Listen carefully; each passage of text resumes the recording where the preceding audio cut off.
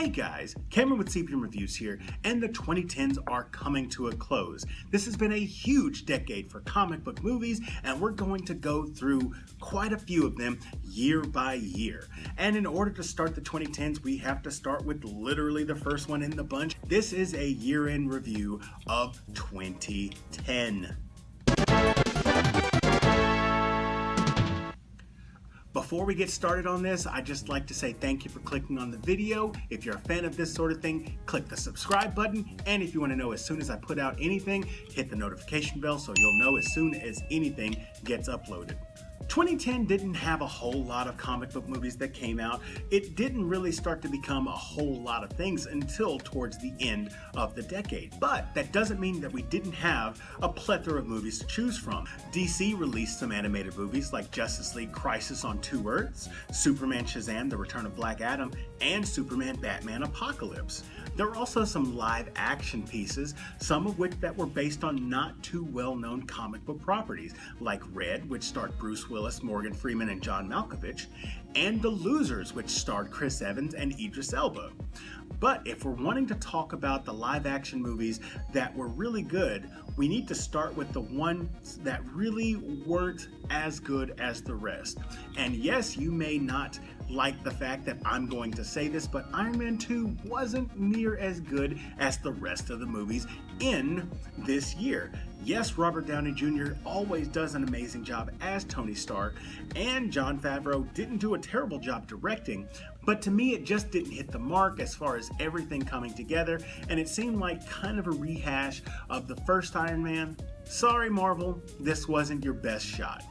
But at least you weren't, in my opinion, the worst comic book movie of the year, and that goes to Jonah Hex. Jonah Hex, which was directed by Jimmy Hayward, just flew super under the radar. It also had Megan Fox and Josh Brolin in it, which Megan Fox, in my opinion, just doesn't fit with a lot of the characters that she's cast on when it comes to comic book movies. There will be a trend you will notice. But Josh Brolin will get a chance to give himself a better shot at comic book movies later on in the decade. This one is completely forgettable, and it gets my vote as the worst comic book movie of 2010.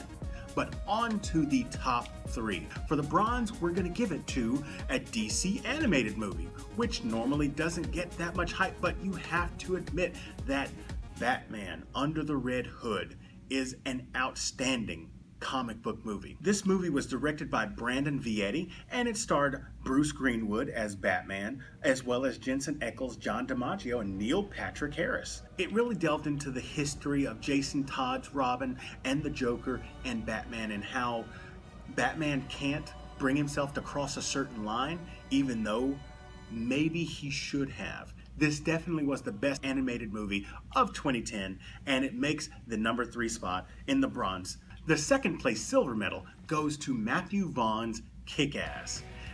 This movie, which came out in 2010, tells of a teenager who wonders what would happen if somebody actually tried to become a superhero. This movie starred Aaron Taylor Johnson as the title character of Kick-Ass, but also had Christopher Mintz-Plasse as Red Mist, who was also Chris D'Amico. It had Chloe Grace Moretz as Hit Girl, and Nicolas Cage as Big Daddy. This movie ratcheted up the extreme action that I was not expecting to see. It was a great deal of fun. I loved just about every minute of it, but it wasn't my number one choice for 2010. The gold medal for 2010, the number one comic book movie in my opinion for that year, goes to Scott Pilgrim vs. the World. This movie was directed by Edgar Wright, who was supposed to direct Ant-Man, which comes out later on in the decade, but unfortunately it didn't work. This movie was a love letter to anybody who read the comics, who reads comics in general, or who loves video games. This had something for everybody in that nerd genre, and it was amazing. It starred Michael Cera as the title character of Scott Pilgrim, but it also had Anna Kendrick, Aubrey Plaza, and a couple of other people in this too, like Chris Evans and Brandon Routh. I think that this is a lot more fun than Kick-Ass, which is saying a lot because Kick-Ass was a great deal of fun. But this movie gets my number one pick for 2010. This is the movie that if you're going to skip all other comic book movies just for entertainment value, Scott Pilgrim vs. the World is the one to see. So that's going to wrap it up for 2010, the first year in the 2010s. Tell me what you guys thought about this little look back in the comment section down below. If you enjoyed this video, hit that like button, and if you're new here, subscribe to the channel because you definitely don't want to miss all of the chapters in this retrospective. Share this with your friends, and as always, this is Cameron with C-Beam Reviews. We'll see you next time.